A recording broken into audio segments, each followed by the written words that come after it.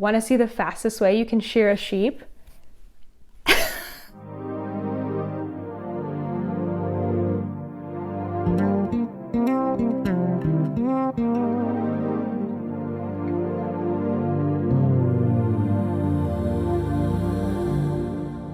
Hey everyone, it's Natalie, also known as Knitty Natty. Welcome to episode 92 of the Love and Stitches podcast.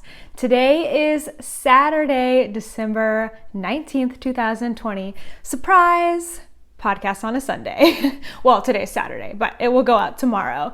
So I have been out of town for the last week, and actually I'm about to leave my house again today. Not really to go out of town, but just to go to my mother-in-law's for Christmas. She lives about 30 minutes away. And so I figured, since it had been 10 days since my last podcast, and I won't have another podcast until January, that I needed to do a podcast, and I wanted to update you on my projects. I've been sharing them in VLOGMAS a little bit, but this is really where I get to share what's going on with all of my whips, plus answer questions, do updates, and all of that. So probably a short and sweet episode today, but I did want to get one more out before the end of the year. So I am wearing a Hill Country Weavers t-shirt. These little baseball t-shirts are some of my favorite because they're so nice and soft, and I think just great to wear this time of year. It's actually pretty warm today. I think it's like 55, but honestly it kind of feels warmer than that. It's 68 here in this room, so it's a little bit hot, but anyway. Oh, and I tried to curl my hair today with mild success. I literally just finished doing it, and as you can see, it's almost gone. So hair curling tips would be definitely appreciated because I would like to do a little more with my hair here and there. All right, let's talk about finished objects. I have some finished granny squares since the last time I saw you. I know this is not all of them, but this is what I got. This one is from yesterday, and sorry, I do not have the names of these memorized, so I'm just gonna show them to you.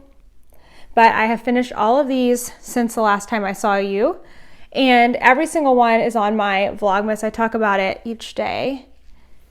And Kent and I have still been playing the guessing game, which is a lot of fun. We've got some like really bright colors in here and a lot of dark blue. I'm like, please no more dark blue. I mean, that one's more purple, but dark blue.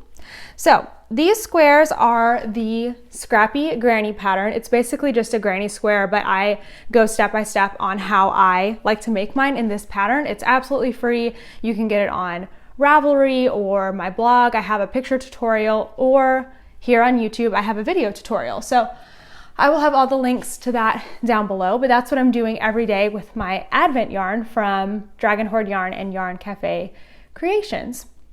Eventually I will put them together into a blanket, but I don't know when that's gonna be. I really need to lay out everything that I have because I have squares from the past 2 years, 2 Advents, and see like what it looks like for sure. Okay, the second Advent project that I have been working on is my granny stripe blanket. It's actually getting pretty long. Like, it covers up most of my legs now. I want to say it's about 3 feet long, which of course is not long enough yet, but that is pretty long. So here, I guess I'll just show you, this is the whole Advent section, starting at that hot pink and going to here. This is yesterday's color. I haven't added in today's yet. I've got 1 stripe from each day. So 18, because today's the 19th. So I've got 18 stripes in here just from Advent. And it's been really nice to add to my blanket as I go along this year, because in the past 2 years, what I've done is just made the granny square, and then I've set aside the yarn for this, and then I'm like, I'll come back later and do it, and I just never do. Like, I've added a few in. I'm pretty sure like some of this right here is last year's Advent because it's all kind of very similar, and somehow I had enough to do 2 stripes, but I don't know, for some reason this year I'm either using more yarn on my granny squares or they're a little lighter, but I haven't been able to do more than 1 row. So I could do 1.5, but I don't want that. I want it to go all the way to the end. So I get a lot of questions on this blanket in my Vlogmas videos, but all the information on it is in my Ravelry project page. So if you're curious how many chains I started with, I believe it's 302, but I would still go to my Ravelry project page because, gosh, my hair keeps getting in my mouth. Tuck that back. Go to my Ravelry project page and look at that, because what I did is I started with an E hook and then I switched to a D for the rest of the blanket. And then of course the pattern is from Lucy of Attic 24. Her blanket is in DK weight, I think. So everything is the same except for like the hook size and the yarn. And of course, switching out and doing scrappy yarn. I do have some like tutorials interweaved into my Vlogmas videos. Oh, I feel like those are within the first 10 days, maybe like 8 or 9. And I talk about how I weave in ends on this, and I have been keeping up as I go. So I'm super proud of myself for doing that. Where did this just come from? Did I show this one? That's a really pretty one. I need to make sure, I don't know why this even matters, because I'm not going to do any, like I'm not going to do a year order or a day order when I put the blanket together. I'm just going to put it together, I think, trying to spread out the colors, but I have been keeping them in order by day, and just because, I don't know, it's satisfying to me. I like how they look. Okay, next project is my Sockmas socks, and Sockmas is now over. It ended yesterday, and I have pulled the prizes. They are up on Instagram and Ravelry. If you have not seen them yet, go check that out. I worked on these socks not so much. Not very much. I do have the first one done except for the heel. It's all done, and I've got my little ball of yarn, if you can see in here, saved if I need to use that for the heel. Okay, so here's what I've done. There we go. I was on the cuff and I have knit to the foot. I actually need to stick a marker in here so I remember. Let me just grab one of those. That's handy. And stick a marker in here. That's why I like to keep my markers in my first sock so I don't forget. That all the way down to purple. Oh dear. Now I don't know which side was the right side. We're just gonna guess. It'll be fine. But I can put my marker in here at the end of the purple stripe, and that's just gonna help me remember to count rows for the foot. So there we go.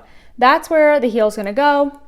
Here is where the foot starts, and I can start counting my 65 rounds for my foot. So obviously I didn't finish by the 18th, but that's okay.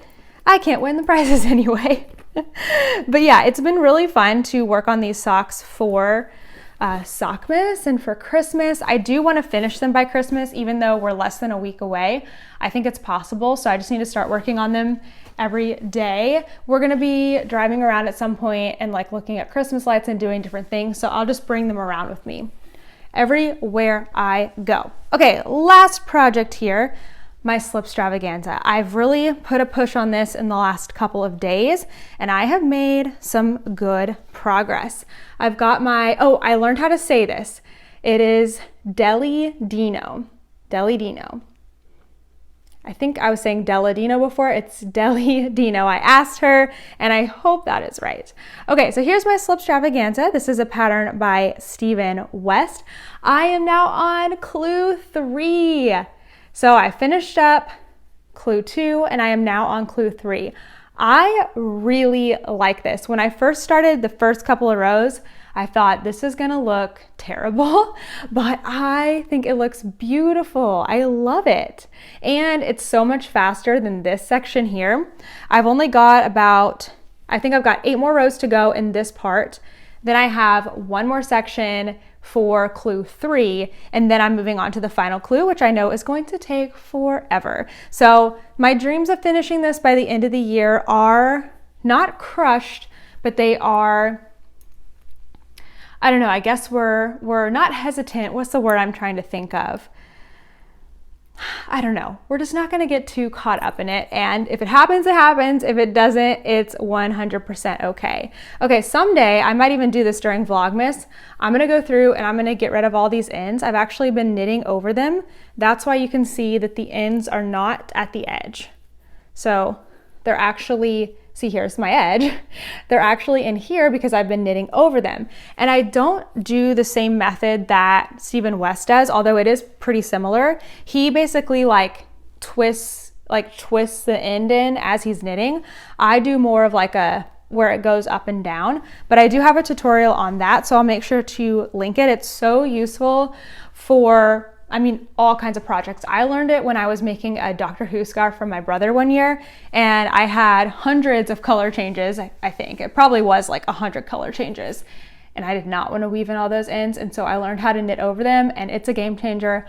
I use it every chance I get. So I'll link that for you guys. It's a really good one to add to your toolbox. All right, now on to some questions. We've got some really good ones this week. So if you ever have any questions you want me to answer here on the podcast, head to Ravelry to the Ask Me thread. It's always pinned to be one of the first posts in there, and you can ask your question. Also, I just realized that we have over 1,000 members in the Love and Stitches Ravelry group, which is super cool. That's so awesome. I never thought that would happen. So I'm super honored. That is so cool.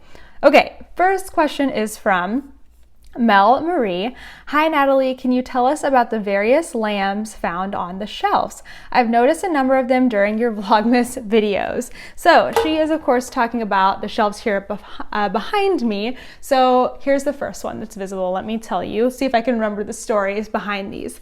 So this one is one of my favorite ones because it's so bright and colorful, but also because my husband got it for me. So when he went to Mexico for his bachelor party, he bought me a gift and brought this back, which I thought was really, really cool. So it's from Mexico. I mean, I'm guessing it's made in Mexico. I don't really there's no like tag on it or anything.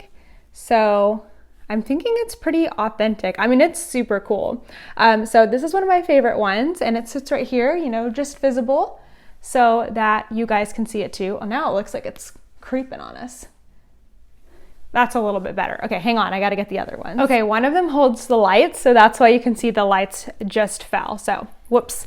All right, this one is another one of my favorites, but I actually got this one for myself, so the story is not that exciting, but we were in Anaheim, California at a marketplace, one of those cool places where they've got like different restaurants open to like a center area where you can get a table, and then the upstairs there were shops, and this was in one of the shops. And so I think it's like mass produced. I don't think it's like anything super special, but it is very cute, and that one holds the lights because he's a little bit heavier.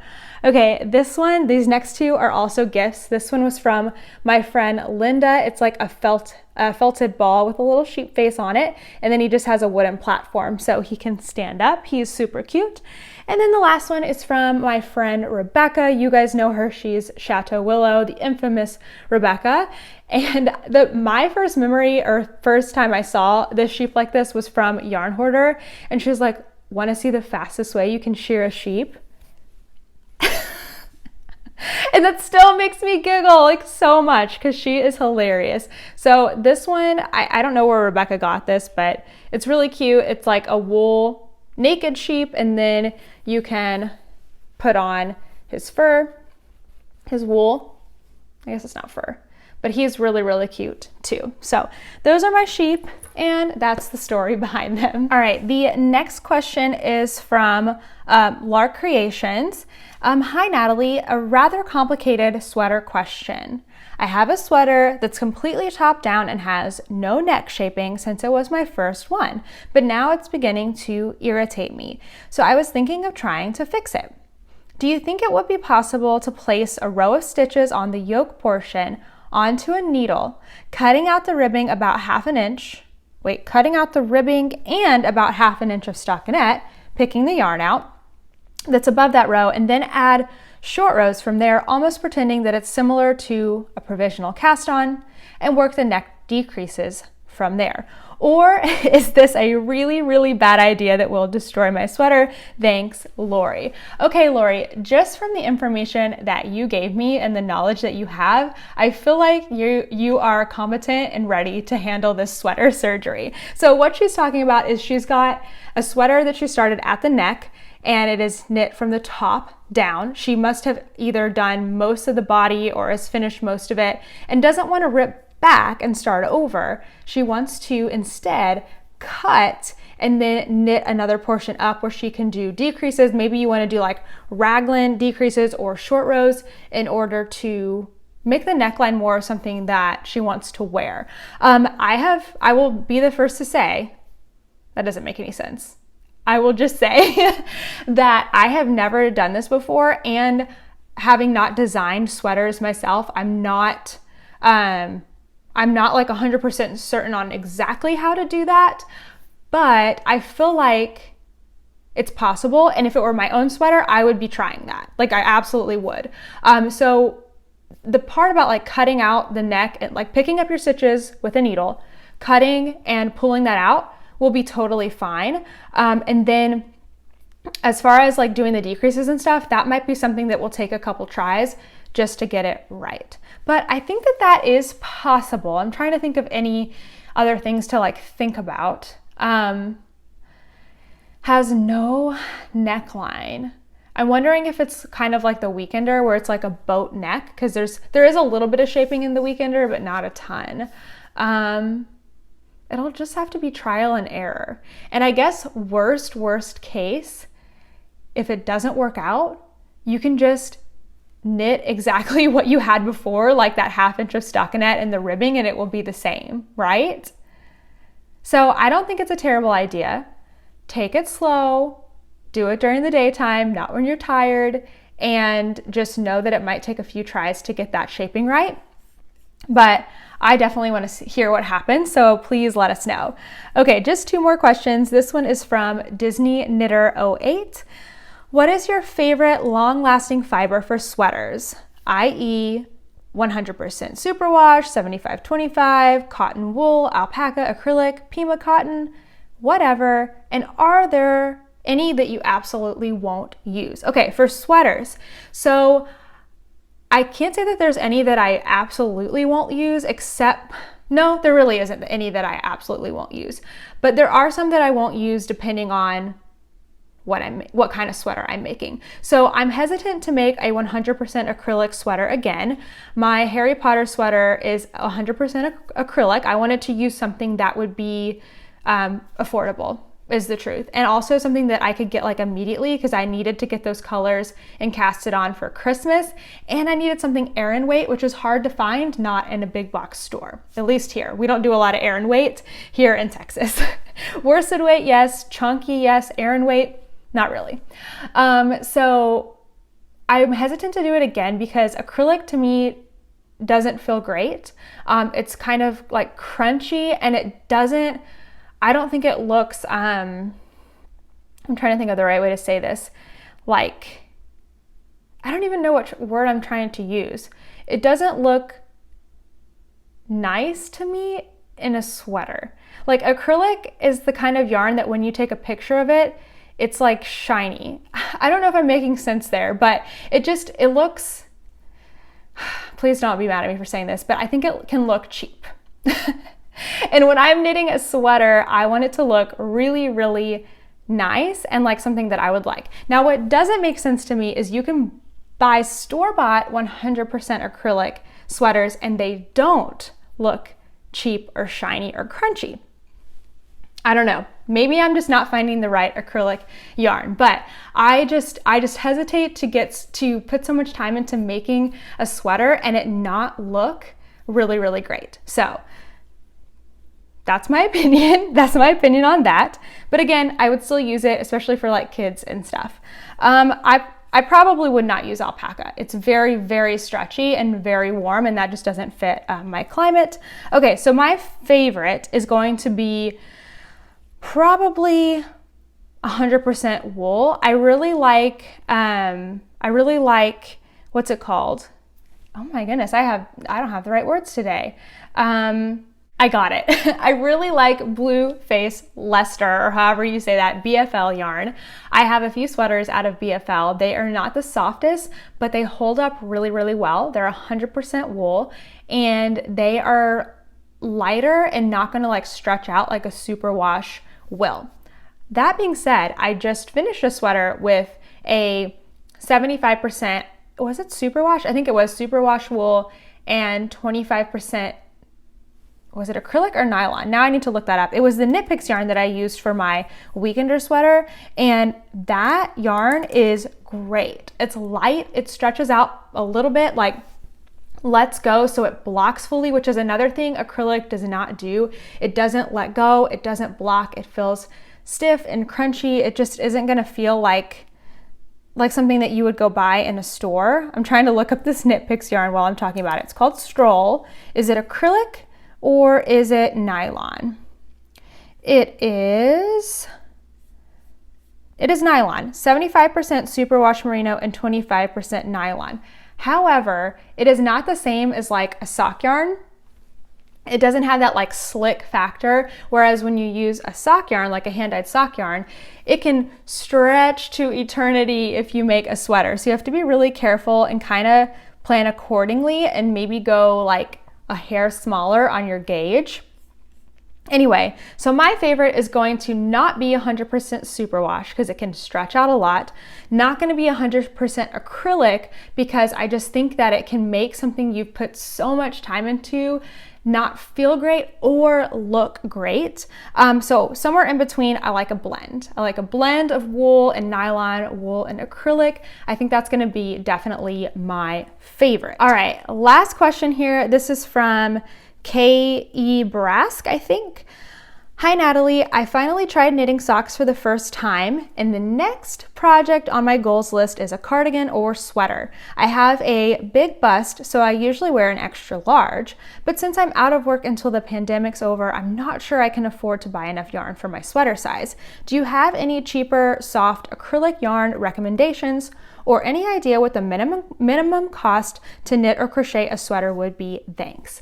This is such a good question because knitting, well, first I want to say crochet for a sweater is probably going to be more expensive because crochet uses a lot of yarn. So that's your number one. Let's knit a sweater because you can get more bang for your buck with knitting.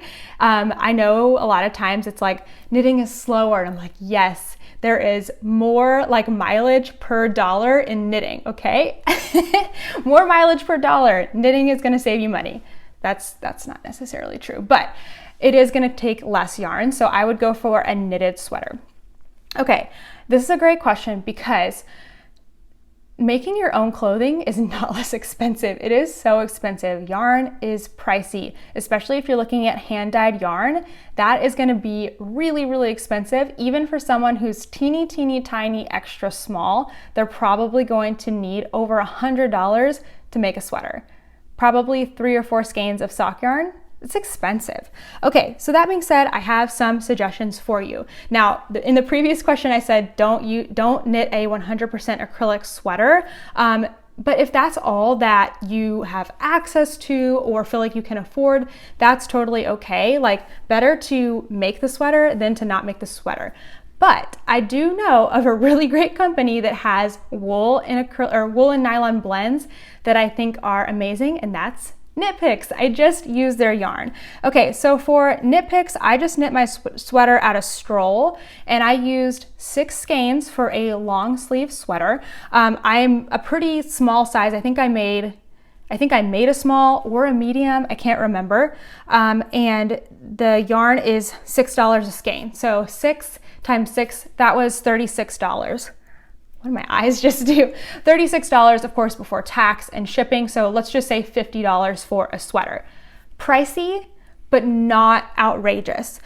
So let's say that you said you might need a large or an extra large, then maybe you need, I don't even know, let's just say you need 10 skeins of this sock yarn. That's gonna be 6 times 10, $60. Why does my eye keep twitching?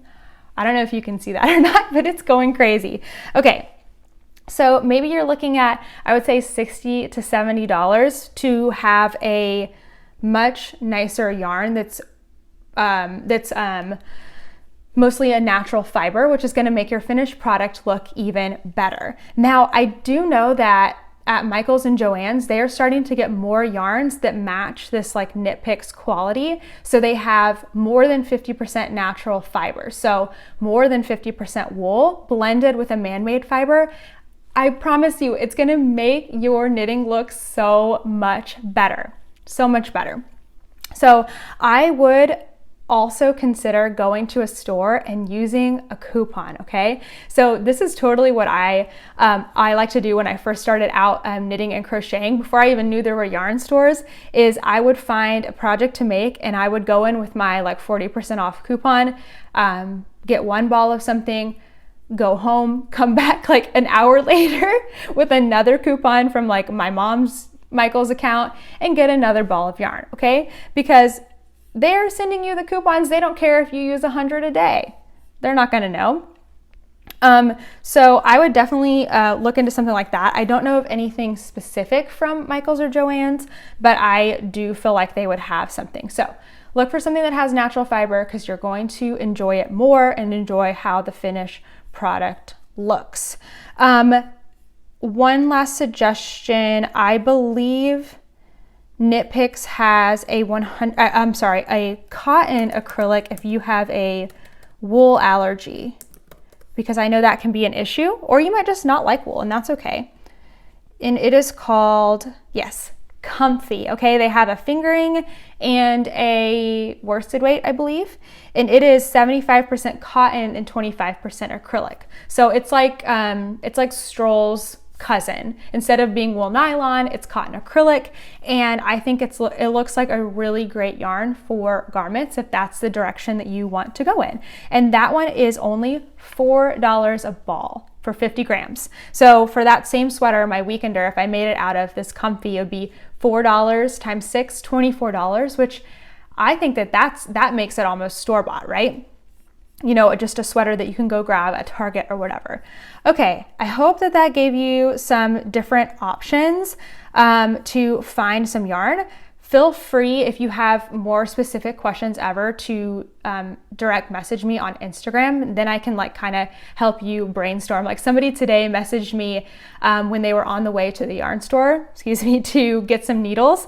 And luckily I was on Instagram. I will say that I'm not always quick to message. So if you're going to ask me a specific question about something you're going to get, try to ask me the day before you go so that I have like 24 hours to get back to you. Because sometimes I do take a break from answering messages and I can't answer right away.